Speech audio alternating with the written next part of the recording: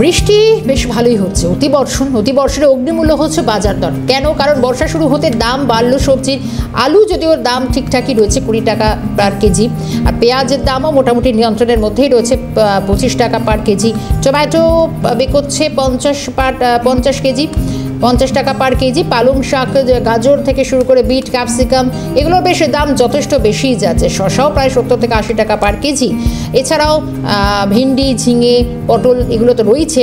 সবজির বাজার দর কেমন রয়েছে আর যোগান কীরকম রয়েছে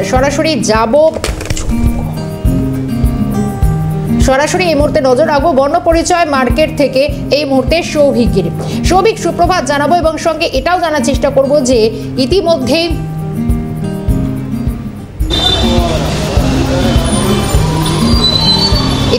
যে সবজির বাজার দর কোন পর্যায়ে রয়েছে, তাতে যোগানে কি কোথাও ঘাটতি হচ্ছে? কারণ একেবারে অতিবর্ষণ।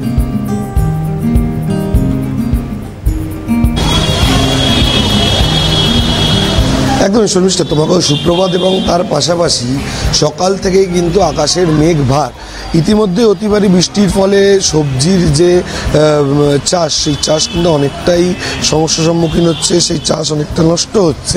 এই মুহূর্তে রয়েছে বর্ণপরিচয় মার্কেটে, এবং দেখো সকাল থেকেই কিন্তু যারা ব্যবসায়ীরা রয়েছেন তারা সকাল থেকেই এই মার্কেটে জিনিস সাজিয়ে বসে আছেন, এবং তারা বিক্রির আশায় সকাল থেকে বসে রয়েছেন। এই মার্কেটটি কিন্তু সরকার স্বীকৃত একটি বাজার, যেখানে দাম প্রায় সবসময় নিয়ন্ত্রণে থাকে।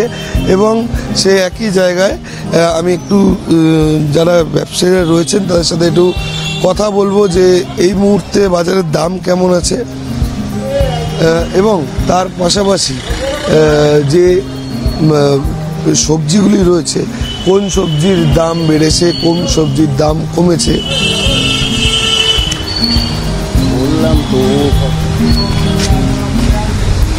এবং এই দেখো এই মুহূর্তে যথেষ্টই সকাল থেকে যারা ব্যবসায়ীরা তারা কিন্তু বাজার সাজিয়ে বসছে। গোটা বাজারের ছবিটাই কিন্তু স্পষ্ট ধরা পড়ছে যে কেউই কিন্তু সকাল থেকে বিক্রি বাট্টা করতে এখনো পারছেন না, কারণ মার্কেটে কিন্তু একদমই লোক নেই। একটু যারা ব্যবসায়ীরা রয়েছেন তাদের সাথে একটু কথা বলার চেষ্টা করবো যে কি বর্তমান দাম রয়েছে কোন সবজি।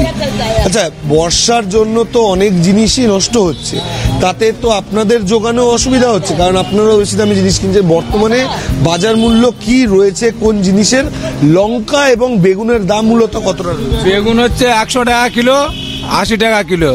লঙ্কা 10 টাকা শ। লঙ্কার দাম একটু কমেছে। আর সবজি সব দাম মোটামুটি ভেন্ডি 80, 70, ঝিঙে 80, শসা 80, করলা 70, 80, টমেটো 80 টাকা, বাঁধাকপি 40, 50, নেনুয়া 60 টাকা 50, বিট গাজর 50, 60, পালং শাক ওই 60 টাকা, কুঁদরি 40, 50, কাঁচা আম 80, 100, বিন 200 টাকা কিলো, সিমলা 100 টাকা কিলো, উচ্ছে 80 টাকা কিলো, বরবটি 100 টাকা কিলো, শসা 80 টাকা কিলো, কুমড়ো 40 টাকা 30 টাকা, লাউ 50 টাকা পিস, আর কাঁকরোল 80 টাকা, চাল কুমড়ো 50 টাকা কিলো, লাল আলু 100 টাকা কিলো, মূলো 80 টাকা কিলো, ওল 80 টাকা কিলো, ডাঁটা 100 টাকা কিলো, কাঁচকলা 7 টাকা পিস, এরকম দাম। মাল এই বৃষ্টির জন্যে মাল অনেক প্রচণ্ড মাল নষ্ট হয়ে গেছে, মাল যোগান দেওয়া যাচ্ছে না, এত মানে মাল ক্রাইসিস হয়ে গেছে। মাল যেখানে প্রচুর মাল আসতো সেখানে মানে খুব সামান্য মাল আসছে, ওই জন্য দাম একটু চড়া। আবার ঠিক হয়ে গেলে মাল এসে গেলে আবার দাম কমে যাবে। মাল কমে গেছে অনেক, মাল তো কমে গেছেই বলে তো একটু দামটা বেড়েছে। মাল নষ্ট হয়ে গেছে বৃষ্টির জন্য, শাক তো একদম সব নষ্ট হয়ে পচে গেছে, এধারে মাল সব সবজি হেজে গেছে, মাল মানে খুব প্রচুর পরিমাণ নষ্ট হয়ে গেছে, ওই জন্যই মালটা একটু দাম চড়া আছে। কেনাকাটি মানে দৌড়দৌড়ি করে কেনা, চাষিদের বলা থাকে বলে একটু মাল পাই, নয়তো মাল যোগান দেওয়া যাচ্ছে না।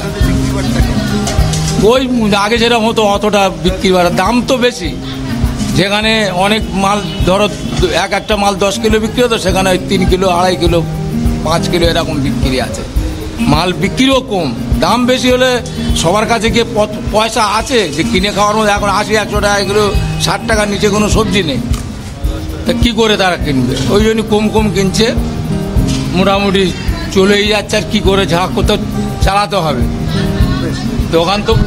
তারা যেমনটা বলছেন যে চাষিদের থেকে তাদের কিনতে যথেষ্টই দাম দিয়ে কিনতে হচ্ছে, এবং তার পাশাপাশি তারা যখন এই মালটা বিক্রি করছেন, এই জিনিস বিক্রি করে লাভের মুখ দেখতে যাচ্ছেন, তখন তাদের লাভের অংশ যথেষ্টই কম রেখে বিক্রি করতে হচ্ছে, কারণ তাদের এখানে কেনাকাটি করে ব্যবসা করে তাদের সংসার চালাতে হবে। এবং সেই জায়গায় তারা বলছেন ফলন যখন আবার বেড়ে যাবে বা জিনিসপত্র যখন আবার তারা প্রচুর পরিমাণে কিনতে পারবেন এবং স্বল্প দামে, তখন তারা সেই হিসাব করে তাদের লাভের অংশ রেখে কিন্তু তারা বিক্রি একেবারে আমাদের নজর থাকবে সেদিকে। শোভিক, আপাতভাবে তোমায় ধন্যবাদ জানাবো।